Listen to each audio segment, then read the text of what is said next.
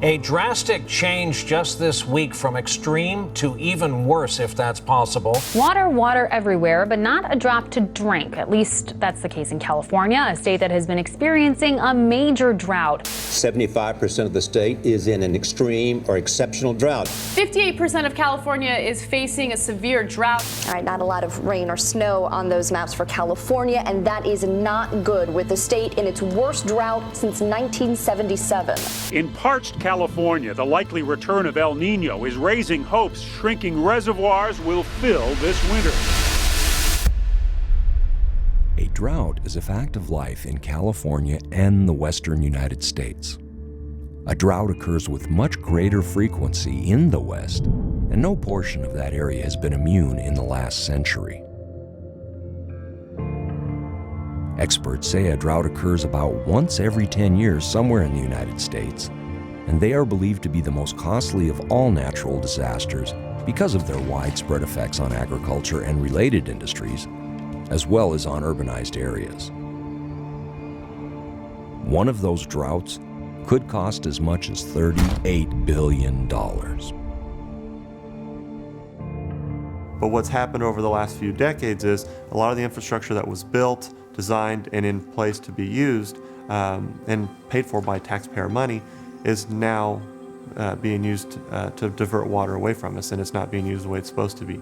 And so what we've got today is we've got a real drought, something that we can't control, but then we've got water that we've received from the little bit of water we've gotten from rainfall and from snowpack that is just being wasted out into the ocean. Well, it's a complex water system, probably one of the more complex water systems in the world. The water supply comes more from the northern part of our state, and the demand for water is throughout the state and a lot of the southern part of the state. So we have issues of conveying water from where it falls in terms of rain to where it's needed for agriculture. The issue in California is much more than just a drought. There is a colossal battle between environmental concerns and farmers. Recently, vital water pumps in California were shut down to protect a 2-inch minnow. Now, since then, farmers and workers have been protesting that decision and appealing to lawmakers to reverse it. Our own Ainsley Earhart visited the region in May. Take a look at this. We had a real dry winter, and this last spring we had some rainfall come in, and what that did is it increased the inflow to the Sacramento-San Joaquin River Delta, and that's where a lot of this area pulls water from. And what happened there is we couldn't divert as much water as we could have because the regulations to protect Delta Smelt.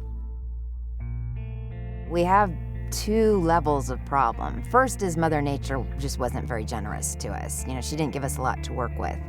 But the second and more pernicious or damaging level is that what we got wasn't managed very well. So if you think of it, we got a small pie from Mother Nature, but then to take half, or in this instance, 7/8 of that pie and throw it away on a use that doesn't have good value, that's a policy choice, and it was just a bad one.